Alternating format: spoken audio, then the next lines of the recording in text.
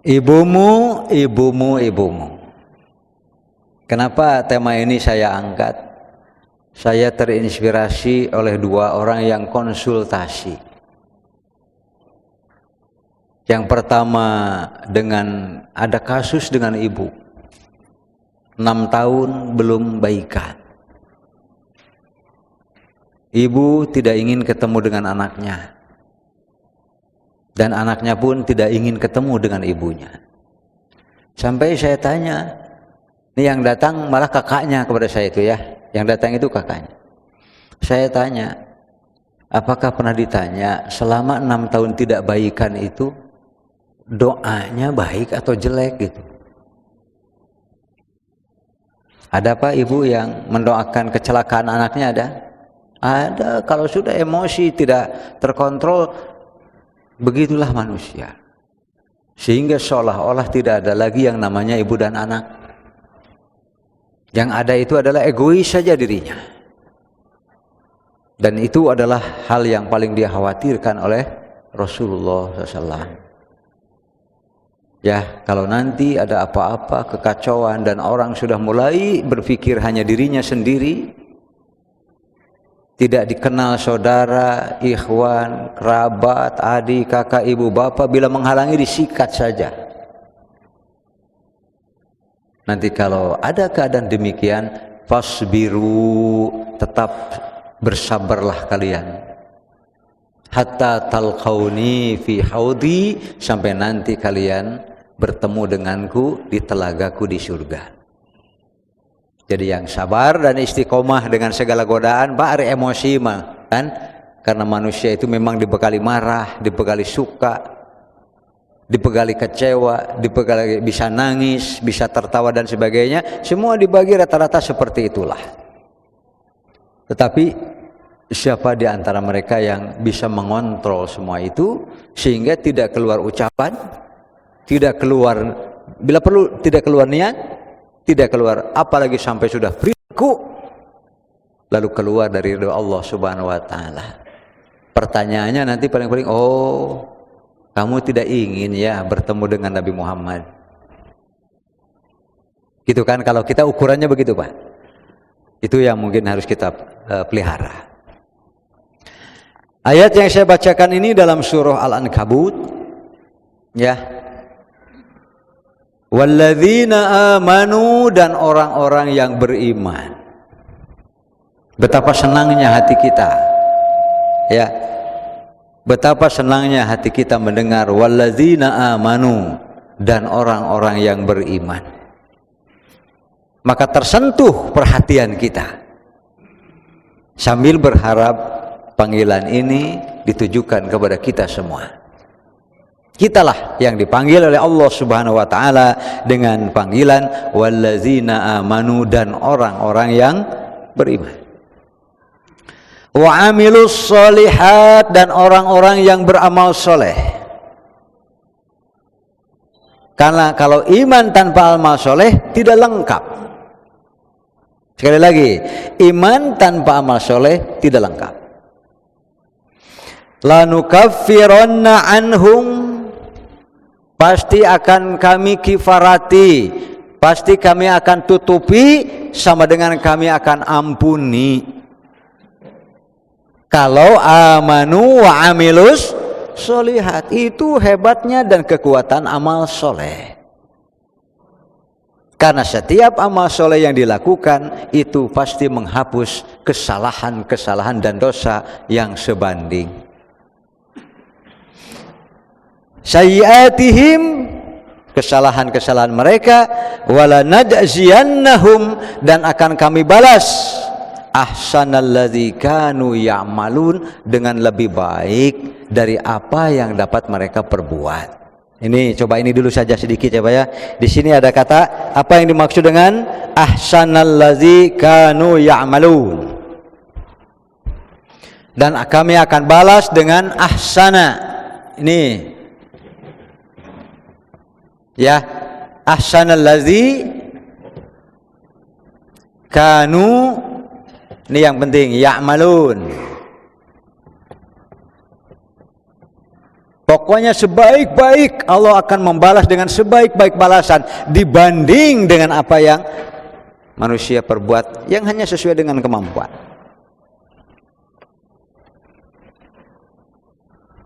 Bapak Ibu, coba dari pagi-pagi sampai malam kita tidur. Bapak Ibu punya catatan apa? Amal? Kan gitu kan?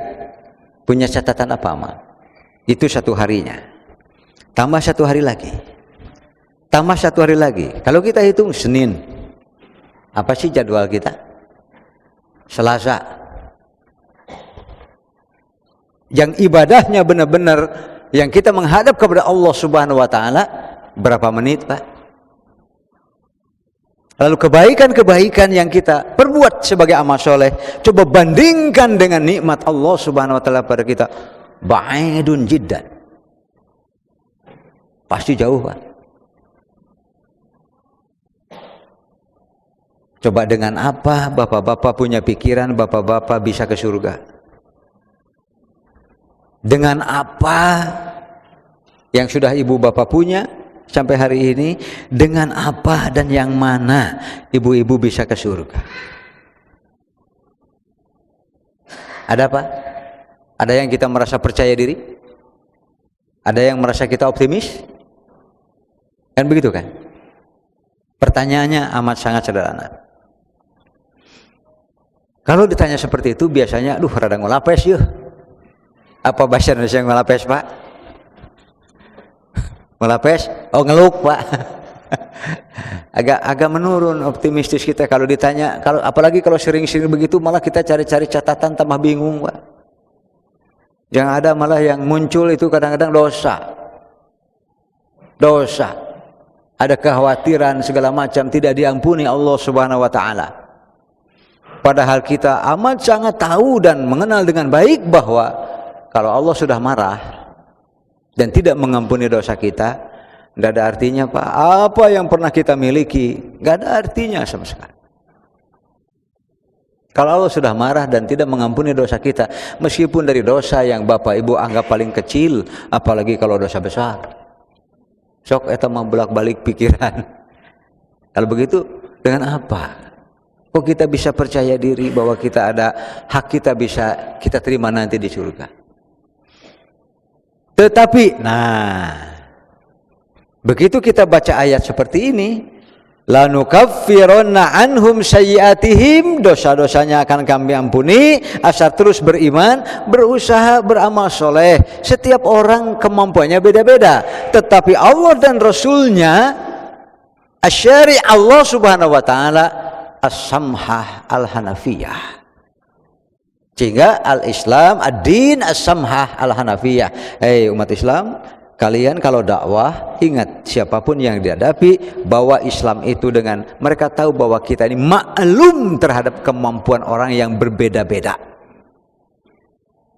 Itu namanya samhah, Pak. Islam paling paham kepada kondisi setiap orang yang berbeda-beda. Ya kan? Ada yang mampu ke haji, ada yang tidak. Islam beri hukum yang berbeda. Dalam sholat ada yang mampu berdiri, ada yang tidak mampu berdiri, hanya mampu duduk. Islam atur tanpa mengurangi nilai masing-masing. Asal semua beramal sesuai dengan kemampuan. Jangan suka membodohi diri, jangan suka memiskinkan diri. Yang mampu lalu seolah-olah dirinya tidak mampu. Nah, itu masalah sendiri. Kami akan kifarati dosa-dosa mereka, wala najziyannahum ahsanal ladzi kanu ya'malun, dan akan kami balas dengan balas yang terbaik. Apa yang dimaksud dengan terbaik? Dalam hadis riwayat Muslim, di sini kebetulan tidak saya tulis.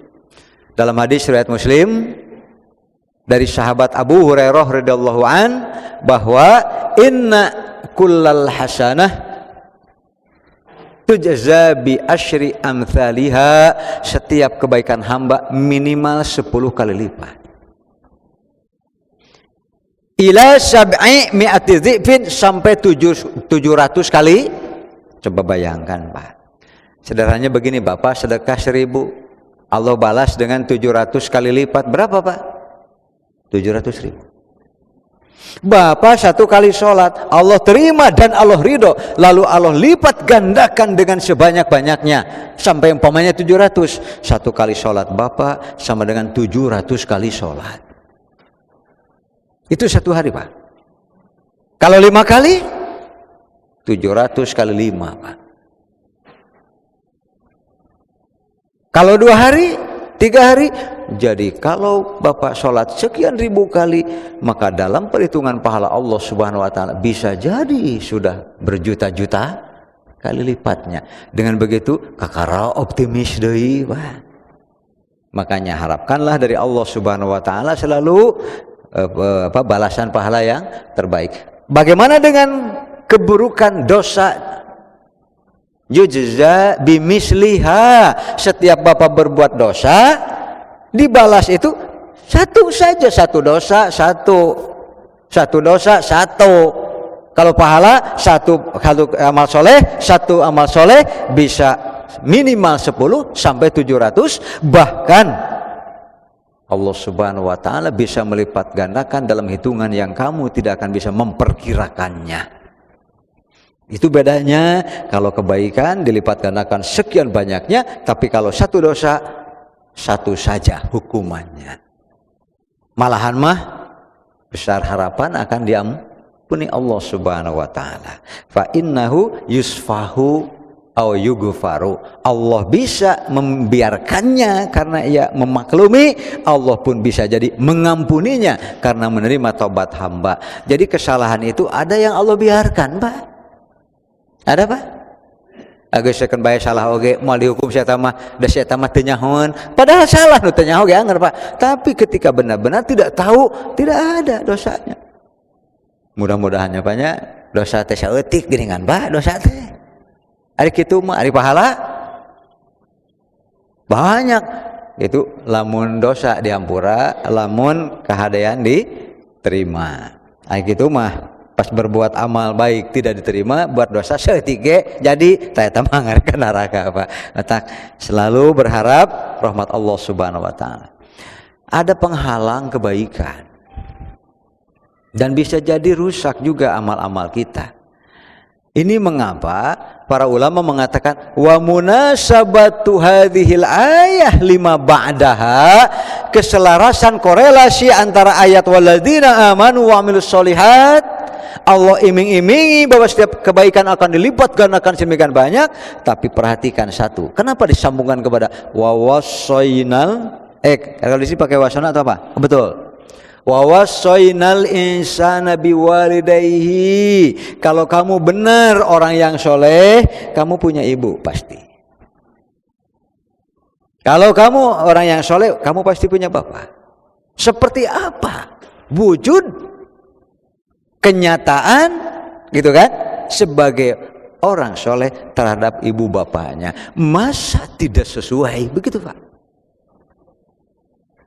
Makanya ketika saya juga tidak memberi nasihat kepada orang tersebut, karena yang datang kan kakaknya. Sampaikan saja kepada yang tidak baikan 6 tahun, Pak, gara-gara warisan. Gara-gara warisan itu begini, mudah-mudahan di kita tidak ada. Kalau dapat ya segera selesaikan. Kan di dalam Al-Quran dikatakan seorang istri itu punya hak untuk tinggal di rumah suaminya. Siapapun tidak boleh mengusir. Jangan dulu berpikir tentang bagi-bagi waris, tentang rumah yang istri atau ibu dari kita tinggal di situ. Mata'an ilal haul, ia punya hak untuk masih bersenang-senang tinggal di situ selama 1 tahun penuh. Guero ikhraj, tidak boleh ada yang mengusirnya. Jadi kalau kita punya ibu, bapak kita meninggal, ibu kita masih ada tinggal di rumah itu, jangan coba-coba berpikir bagi waris rumah itu. Haram hukumnya, belum waktunya. Bisa dipaham? Apalagi sampai mengusir karena sudah ada yang nawar. Punten mama ngalih ka mana wae ku mama mah eta mah rek kontrak-kontrak gitu. Haram itu. Tetapi ieu di masalahnya si ibu rupanya terus betah. Bisa dipaham? Setelah 1 tahun lidinya padahal dia mampu.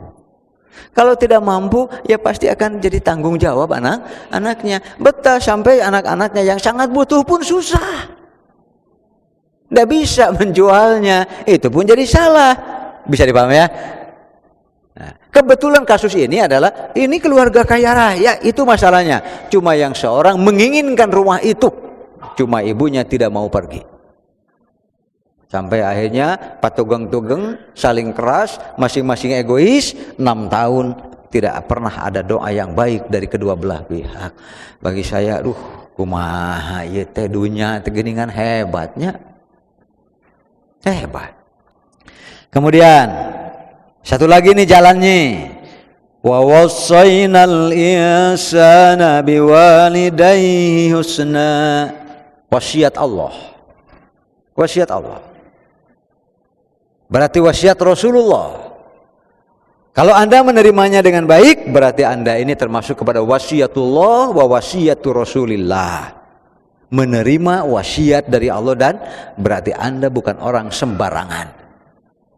Kuncinya begitu kan ya? Sampai menerima wasiat dari Allah, menerima wasiat dari Rasulullah. Siapa orang yang bisa menerima wasiat dari Allah dan Rasulullah? Pasti bukan orang sembarangan. Walladzina amanu wa amilus sholihat, baru ia bisa diwasiati menerima wasiat Allah dan Rasulnya. Di luar itu tidak berhak.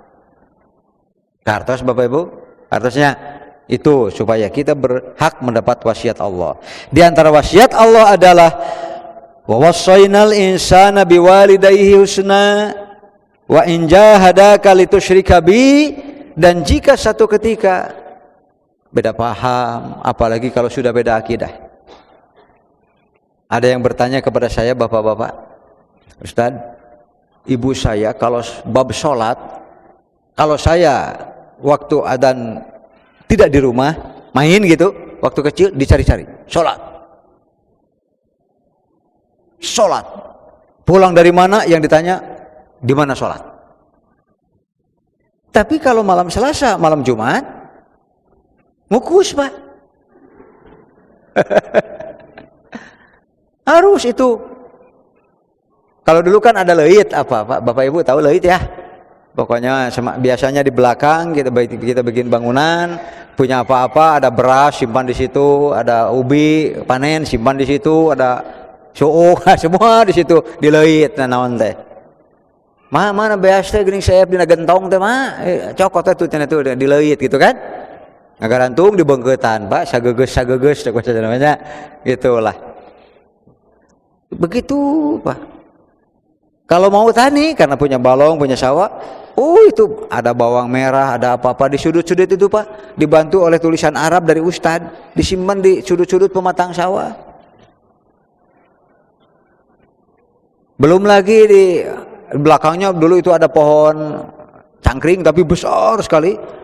Nah tiap malam saya itu ngirim Pak satu ini, kalau bahala mah disebutnya teh bebeseknya pipiti itu teh Pak, ada surutu, ada begitu patuh dan dia takut kalau tidak melakukan mati dalam keadaan demikian. Bagaimana nasib sholat dan lain-lainnya dari ibu saya? Saya hanya bisa menyimpulkan seseorang akan Allah catat dan anggap sesuai dengan pengetahuannya saja. Itu kuncinya Pak. Jadi kalau Bapak Ibu ditanya, hukumnya boleh dijelaskan, tapi lihat dulu siapa orangnya. Itu mengapa saya sampaikan ad-dinu as-samhah. Kita harus tahu dulu kondisi orangnya. Tidak bisa semua orang dengan jawaban yang sama. Artinya Bapak Ibu, saya cuma mengatakan mudah-mudahan ibu dari bapak itu memang seperti itu yang diterima dari ilmunya. Lalu ia berusaha untuk mengamalkan dengan sebaik-baiknya. Berarti ini orang baik Pak. Dia ikhlas, cuma ikhlasnya begitu taunya. Bisa dipaham Pak? Semoga Allah menerima yang benar-benarnya dari si ibu itu dan semoga mengampuni semuanya karena kebodohannya. Bisa dipaham Pak? Dia bukan pemalas, dia tidak ada berniat untuk melanggar aturan Allah, cuma itu yang dia tahu. Doa saya semoga amal yang baik yang terima, yang kurang dan salahnya diampuni Allah Subhanahu wa taala. Kan begitu sederhana. Lu alhamdulillah Ustaz, tuh pan kena. Nyapanya jadi resepeun ka Ustaz teh. Itu Pak. Padahal memang begitu hakiki masalah. Itu yang disebut dengan as-samhah al-hanafiyah. Kemudian wa in jahadaka litusyrika bi, dan jika ya ayo ini kebetulan bukan kebetulan, di beberapa tafsir dibuka selalu saja kejadian Sa'ad bin Malik yang lebih dikenal juga dengan Sa'ad bin Abi Waqqas. Namanya Malik Pak, Abu Waqqas teh. Sa'ad bin Abi Waqqas. Abu Waqqas makan sebutan. Namanya adalah Malik, sehingga aslinya mah Sa'ad bin Malik. Gitu. Seperti Abu Thalib, bukan nama Pak. Coba siapa yang tahu siapa Abu Thalib namanya? Ada yang tahu tidak ada? Abu Thalib, Abu Lahab. Dan mungkin nama orang Abu Lahab kan? Abu Lahab dalam bahasa Arab namanya kunyah. Pasti ada nama-namanya. Siapa nama Abu Thalib, siapa nama Abu Lahab. Nantilah. Mudah-mudahan tidak lama buku saya terbit Pak. Kemarin PPKM, libur pinat saya manfaatkan 350 halaman, sedikit lah cuma segini. Tentang kurban dan syariah sembelihan dalam Islam. Hari Islam dari kapan Pak? Ada Islam dari kapan? Inna dina indallahil Islam. Nabi Adam diutus oleh siapa?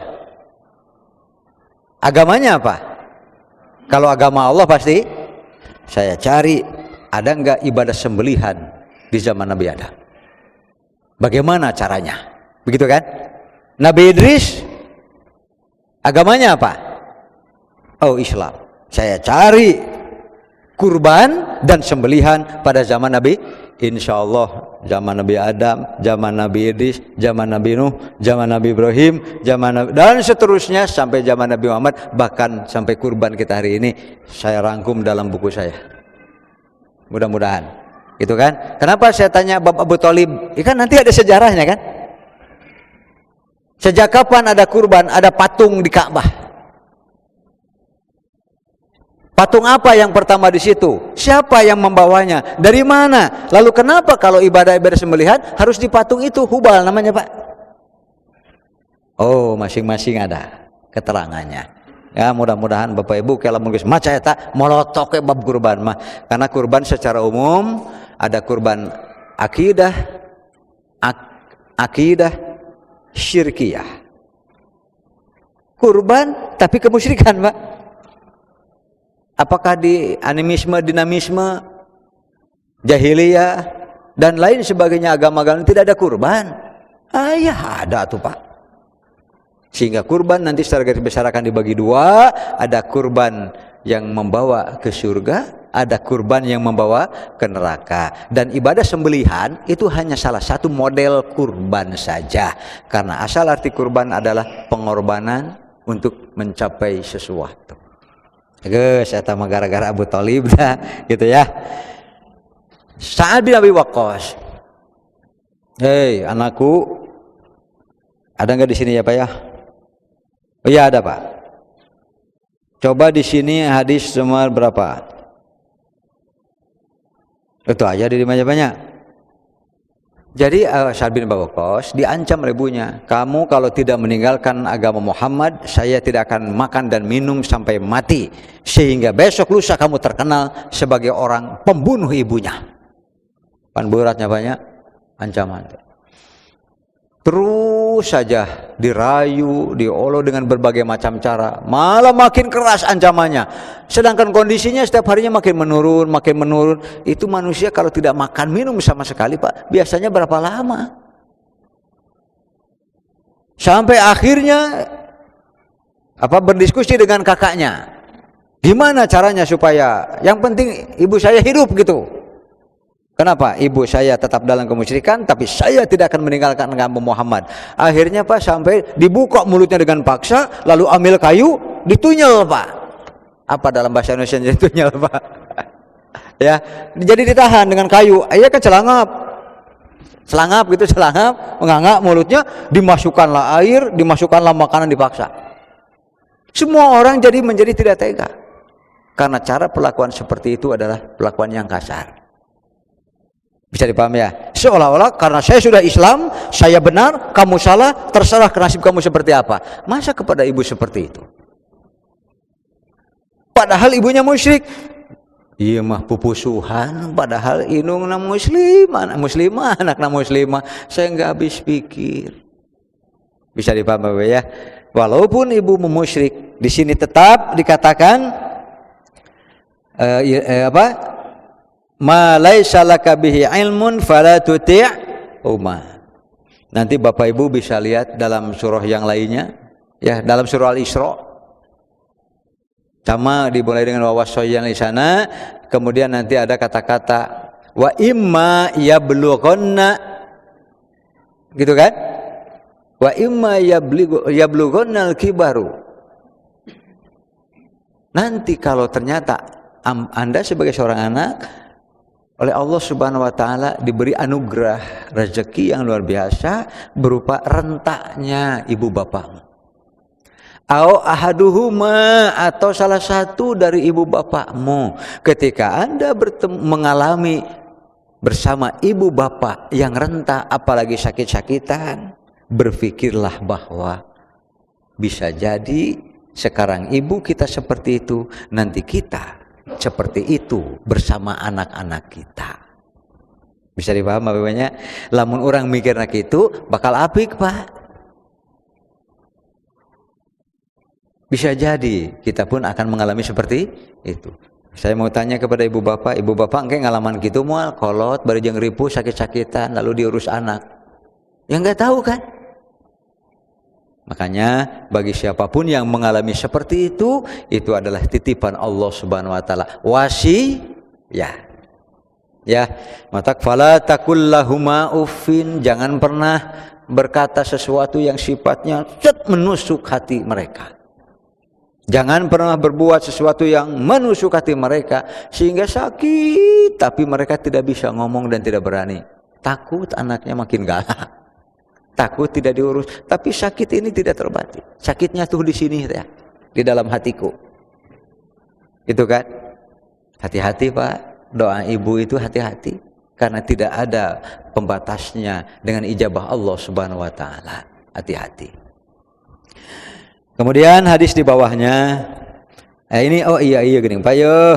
An Sa'ad bin Abi Waqqas, dari Sa'ad bin Abi Waqqas qala, ia berkata, qalat ummi, ibu saya berkata, la akulu ta'aman wala ashrabu syaraban, saya tidak akan makan makanan dan saya tidak akan minum minuman sama sekali hatta takfuru bi Muhammadin, sampai kamu kufur lagi terhadap agama Muhammad. Kita murtad, Pak. Taruhannya ibu saya mati. Ibumu mati. Dalam riwayat lain, nanti kalau ibu mati, kamu akan disebut sebagai anak durhaka.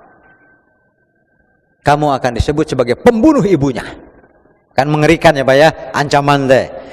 Kemudian famtana'at minat ta'ami wasyarab, betul-betul ibunya membuktikan omongannya, ia menolak setiap makanan dan minuman hatta ja'alu yushajjiruna faha bil asa, sampai akhirnya Sa'ad bin Abi Waqqas mengangakkan mulutnya dan mengganyalnya dengan kayu sehingga ibunya terus saja dalam keadaan mangap. Maka turunlah ayat wa wassaynal insana, sehingga hadis ini oleh para ulama sering disebut dengan sababu nuzulil ayat, sabab turun ayat. Hadis selanjutnya, An Abdullah bin Mas'ud, dari Abdullah bin Mas'ud qala, ia berkata, sa'altun nabiyya sallallahu alaihi wasallam, saya bertanya kepada Nabi sallallahu alaihi wasallam, ayyul amali ahabu ilallah, amal apakah yang paling Allah sukai, paling Allah cintai? Qala as-salatu ala waqtiha, salat pada waktunya. Ya.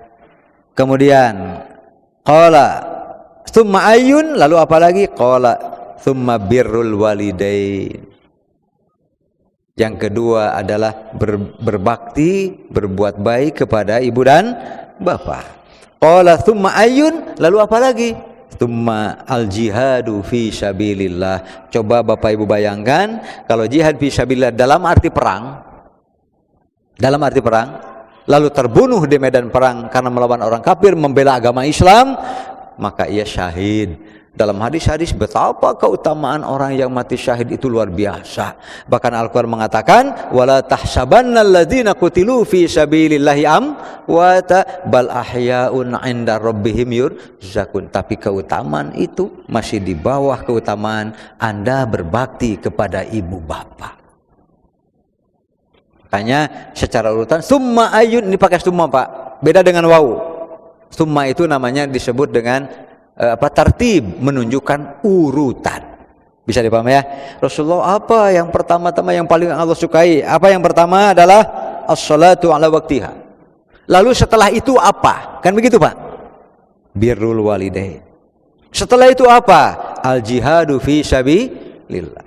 Ini di peristiwa Uhud ada seorang terbunuh dengan dicincang. Lalu setelah reda, Rasulullah dan para sahabat mencari dan mengumpulkan jenazah kaum muslimin. Dibawalah seorang sahabat yang ditutupi dengan kain. Namanya Abdullah, bapaknya Jabir. Memang lebih terkenal putranya Jabir bin Abdullah karena banyak meriwayatkan hadis, tapi bapaknya Jabir. Lalu disodorkan. Di antara keluarga Jabir atau Abdullah ini ada yang turut mencari seorang perempuan. Jabir ingin membukanya tapi orang-orang menghalanginya. Akhirnya Rasulullah yang membuka penutup daripada badan yang sudah tercincang-cincang ini, yang sudah hampir tidak dikenali. Yang kenalnya justru adik perempuannya. Begitu dibuka, ia menjerit dengan sekeras-kerasnya. Rasul bertanya, limadza tabki? Mengapa engkau nangis? Fa innaha tuzilluhu malaikatu bi ajnihatiha. Ini jenazah Allah naungi melalui sayap-sayap malaikat. Bisa dipaham ya? Lalu ruhnya akan pergi, para malaikat sudah berjajar menyambutnya, dan mereka bertanya, siapa yang mati? Mengapa aras ini begini wangi? Ternyata ada yang mati syahid. Itu hebat Pak. Tapi dibanding dengan birrul walidain, Anda menjadi seorang yang berbakti kepada ibu bapak, itu sebetulnya dahsyatnya lebih. Ini hadisnya, sehingga menggunakan kata-kata summa ayun, lalu apa lagi? Summa birrul walidain, summa ayun qala al jihadu fi sabilillah. Hadis seterusnya, an Abi Hurairah qala jaa rajulun ila Rasulillah sallallahu. Seseorang datang kepada Rasulullah sallallahu, faqala, lalu ia berkata, ya Rasulullah, wahai Rasulullah, man ahakkun nas bi husni sahabati, siapa gerangan Rasulullah manusia yang paling berhak untuk saya berlaku amat baik kepadanya? Maka Rasulullah menjawab, ummuka, ibumu. Ya, bapak-bapak yang masih punya ibu, karena tidak ada yang tidak punya ibu kan? Ummuka, perhatikan ibumu. Qala tsumma man, lalu setelah ibu saya siapa lagi? Apa jawab Rasul? Ummuka. Itu ya. 2 kali. Tsumma man, lalu siapa lagi? Rasul menjawab tsumma ummuka. Jadi 3 kali Pak, ibumu, ibumu, ibumu. Karena pada intinya adalah setiap ibu tidak pernah, ya pada intinya Pak, pada dasarnya tidak ada doa yang jelek dari seorang ibu kepada anaknya. Itu yang suka disebut dengan doa ibu sepanjang hayat. Apa ya? Siapa yang dititipi ibunya, apalagi tua renta, itu adalah titipan dari Allah dan wasiat dari Allah Subhanahu wa taala. Kemudian summa man, kemudian siapa lagi? Summa abuka, baru setelah itu bapakmu. Jadi nomor 1 ibumu, ibumu, ibumu. Hadis selanjutnya, an Abdullah bin Amrin, dari Abdullah bin Amr qala, ia berkata, qala rajulun lin nabiyyi sallallahu alaihi wasallam, seseorang berkata kepada Nabi, jahidu, ya betul kan? Jahidun, apakah saya akan berjihad? Maksudnya daftar Pak, daftar dia mau ikut berjihad, mau perang. Lalu Rasulullah berkata, qala laka abawani, kamu masih punya ibu bapak yang harus diurus, yang harus diperhatikan dengan sebaik-baiknya, yang tidak bisa ditinggalkan oleh keperluan apapun. Qala na'am, ya. Qala fa fihima fajahid, itu adalah tempat jihadmu dan itu menjadi jihad yang terbaik. Saya pernah dulu baca majalah Intisari, Pak. Lupa karena Intisari itu sekarang masih ada atau tidak, saya pernah baca. Di situ ada seorang nenek-nenek tua renta, anaknya semuanya sibuk. Tapi semua kaya raya. Nenek ini lebih kaya lagi daripada anak-anaknya. Karena dia bingung. Diurus semuanya sibuk. Tidak ada yang sanggup. Biasanya problematika di kita itu seperti itu, Pak. Semua sayang kepada ibu, semua sayang kepada bapak, tapi kalau tinggal di rumah kita nggak ada kesempatan dan waktu untuk mengurus. Itu banyak problem seperti itu. Solusinya biasanya ada yang langsung ke panti asuhan, panti jompo. Jadi sanggup mengeluarkan biaya berapapun.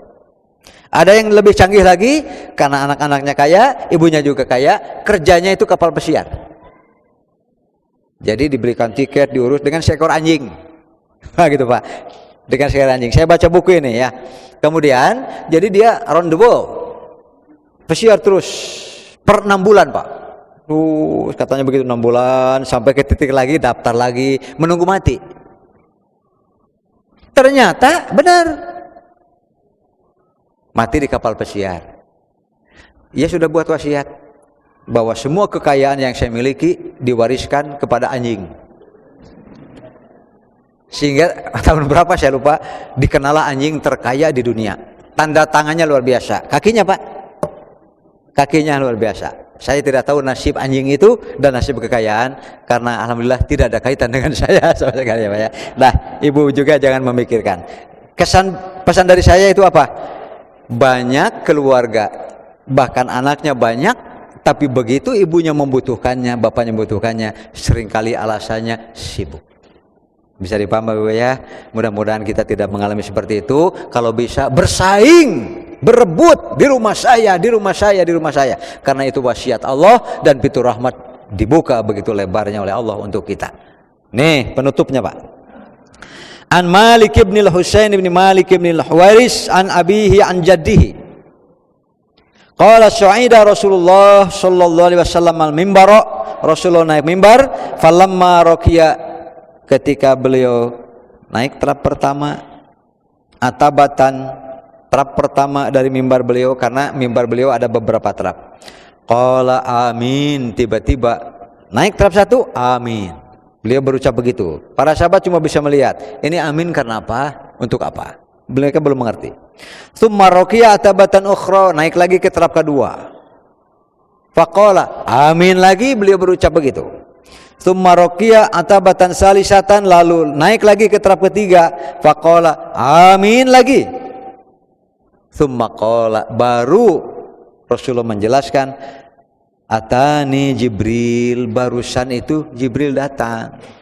Faqala, lalu Jibril berkata kepada saya, ya Muhammad, hei Muhammad, man adraka Ramadana, siapa yang diberi umur, diberi sehat dan sebagainya, lalu datang bulan Ramadan, falam yughfar lahu, tapi sebegitu berkahnya bulan Ramadan kok tidak dapat ampunan sama sekali dari Allah Subhanahu wa taala. Orang macam apa ini, istilahnya begitu.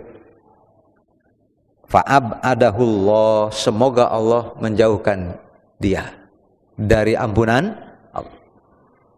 Amin. Begitu, Pak, kata Nabi Muhammad.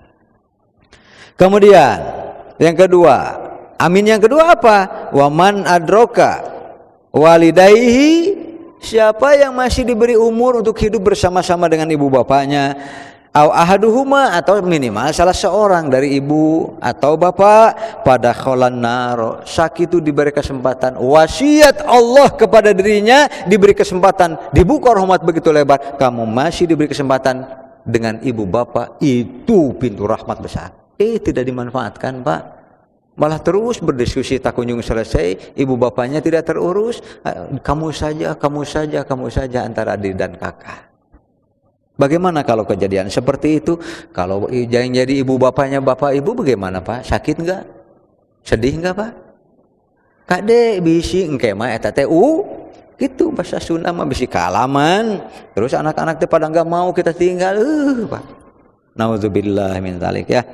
Maka kata Rasulullah, amin. ya bisa makin jauh dari rahmat Allah Subhanahu wa taala. Amin yang ketiga apa? Faqala wa man dzukirtu indahu falam yusolli alaik.